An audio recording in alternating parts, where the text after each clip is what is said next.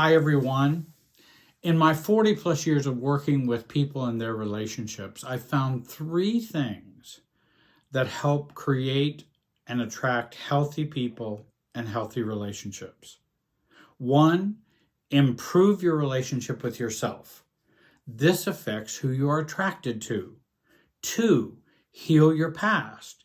This affects who you choose. Three, build internal and external boundaries.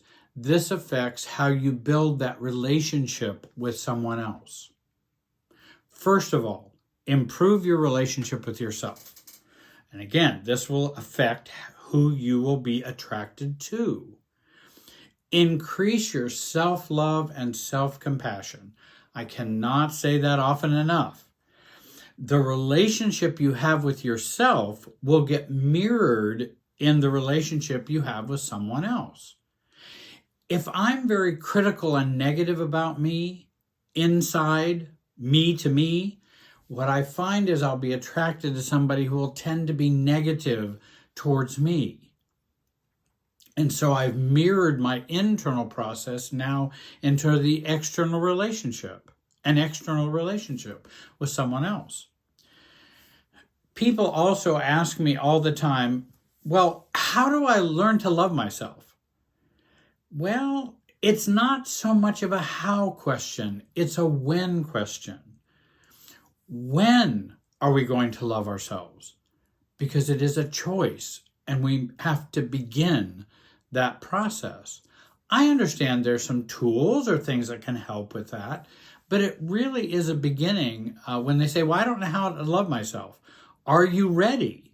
Oh, yeah, I'm ready, but I can't. Well, then you're not ready yet. Because if you're ready, you will then go, I'm going to start loving me. That I deserve to be loved by me. So when they ask this how question, I try to turn it into a when question. Because there's not a great how, only an important when. Start now. Start today.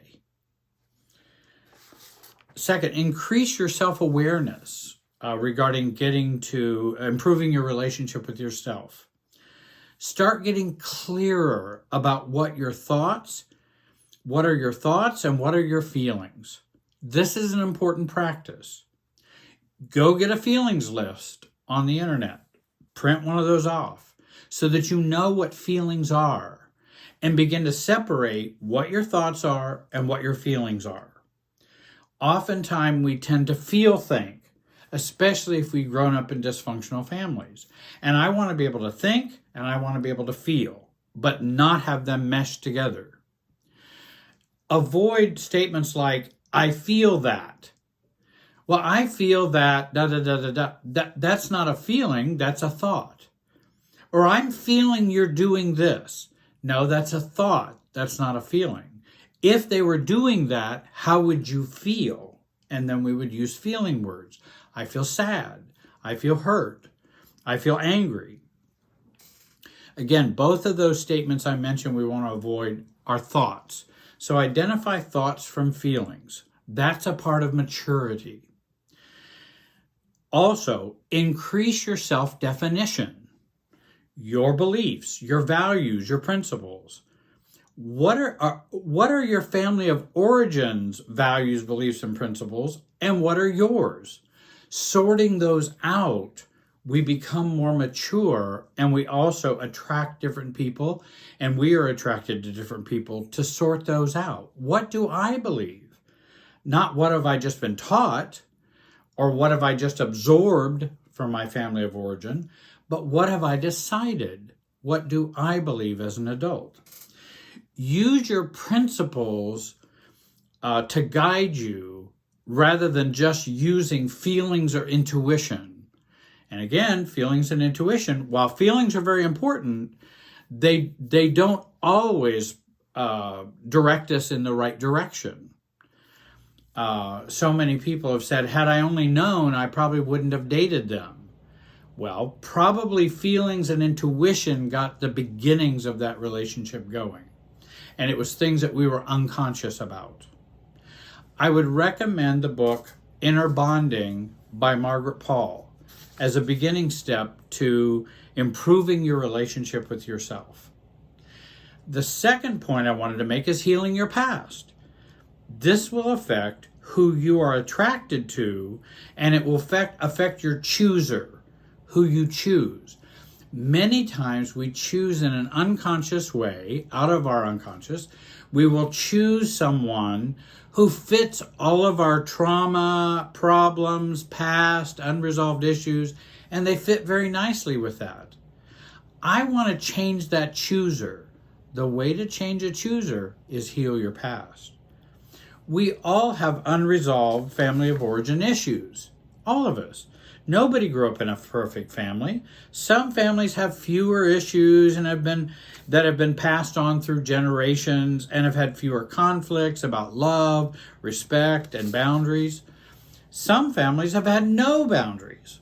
There's been abuse or toxic relationship or lots of intergenerational transmission of unresolved issues.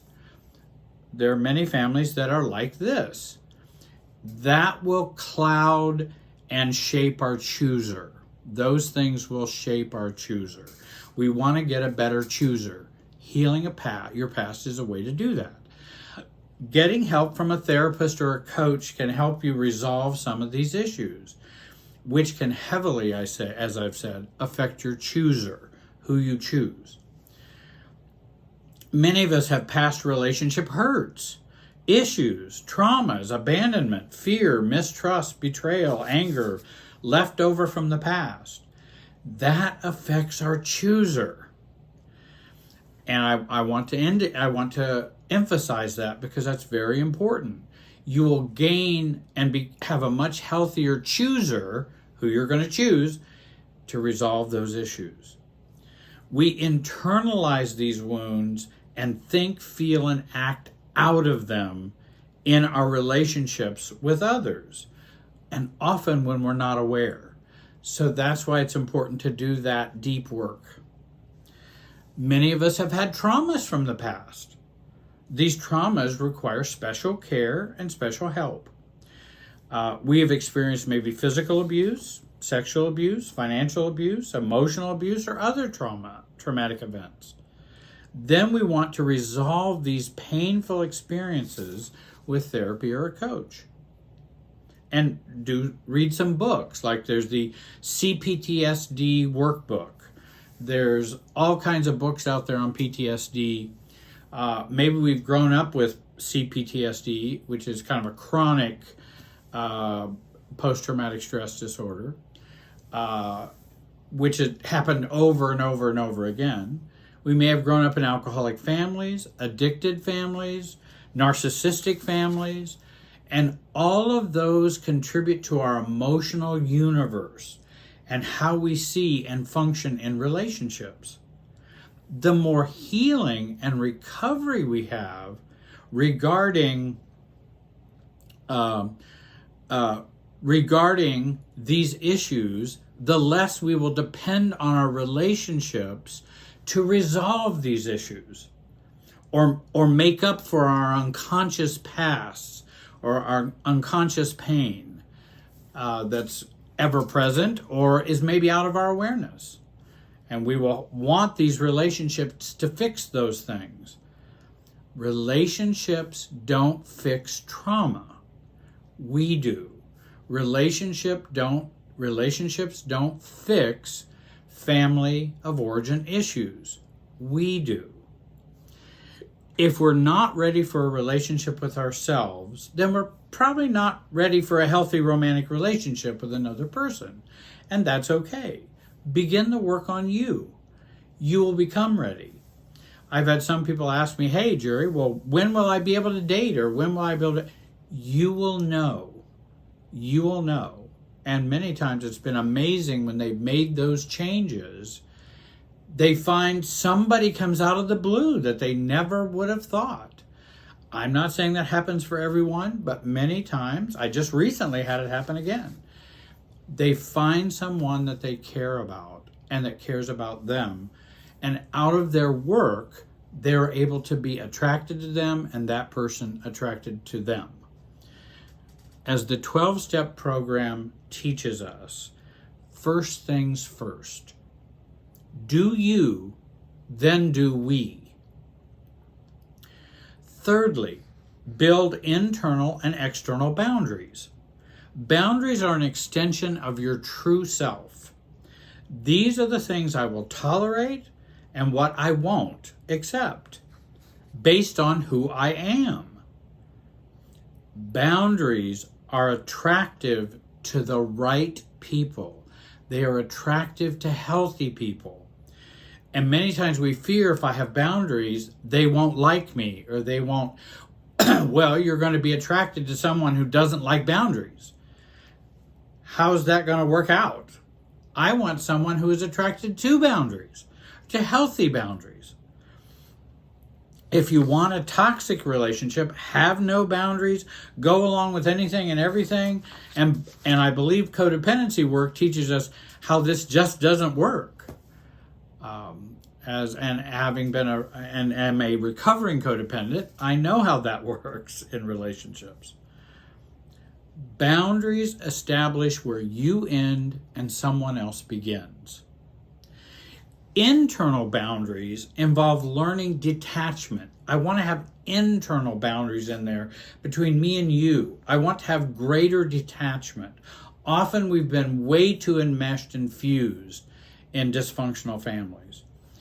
And maintaining a healthy separateness internally with others emotionally reduces that chronic anxiety that we experience in our family of origin and in life. Much of that chronic anxiety we may not even be aware of. So learning detachment, maintaining separateness internally, you are you and I am me, that's an internal boundary. Do you know how many of us don't even accept or know that? That you are you and I am me? I didn't know that. I wasn't aware of that. I know the concept, but I didn't have it in here and experience that internal detachment, which is I am not you. You are not me. We can still have a healthy relationship, but it has to be based on I'm not you and you're not me. And that's what we call self-differentiation, which I talk about in many of my videos. For example, if you truly loved me, you would give me a kiss every time we are together. I feel torn when I hear this. Has anybody ever given you those kinds of requests? I want to be pleasing, but they ask more than I want to give. I feel torn that if I don't do it, I'm going to hurt them. And I want to give. But if I don't do it, it will hurt them. If I do it, it will hurt me.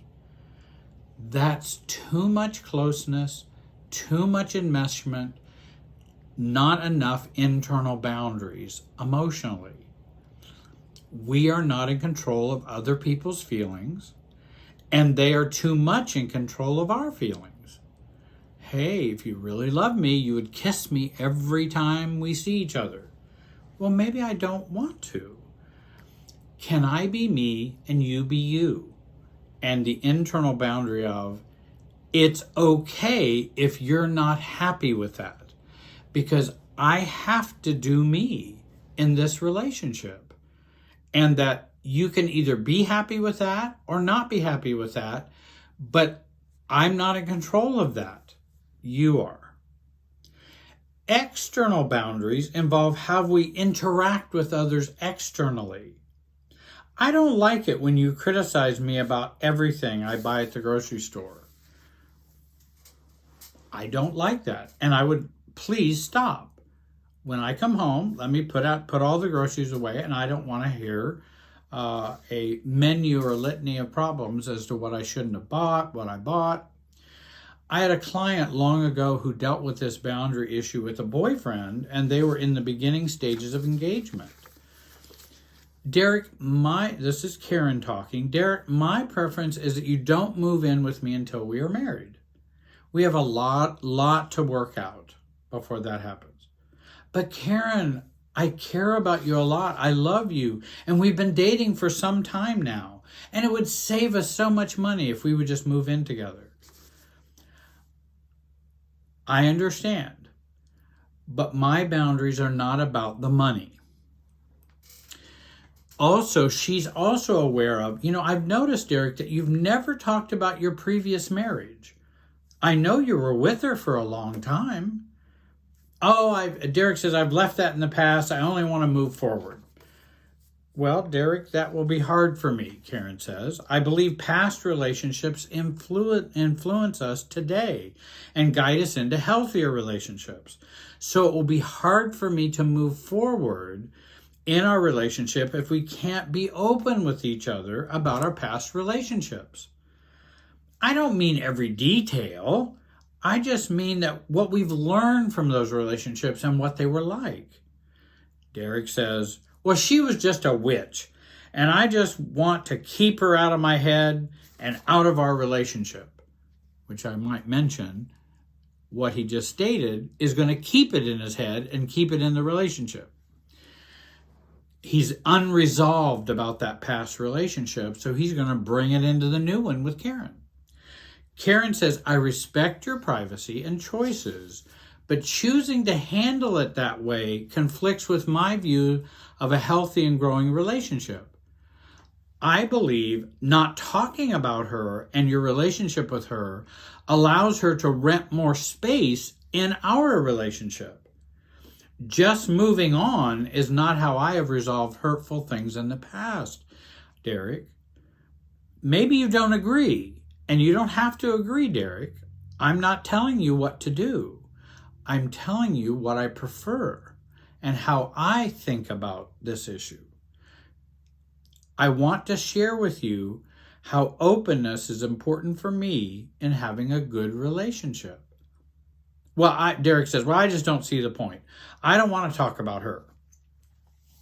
That's fine, Derek. Our relationship will just have to move more slowly, which I am okay with as long as you are. But you're ready to move in. And we've never even talked about your past marital life. That I'm uncomfortable with. Maybe we could use some premarital counseling, some dating counseling, or relationship counseling as we move forward in our relationship. Karen held to her internal and external boundaries and stayed connected to Derek. Derek can now choose if he wants to have that kind of relationship or not. The best 3 ways to create and attract healthy people and relationships are 1, improve your relationship with yourself. This affects who is attracted to you. Heal your past. This affects who you choose. Build internal and external boundaries. This affects how you build the relationship with someone else. I want to thank you for watching.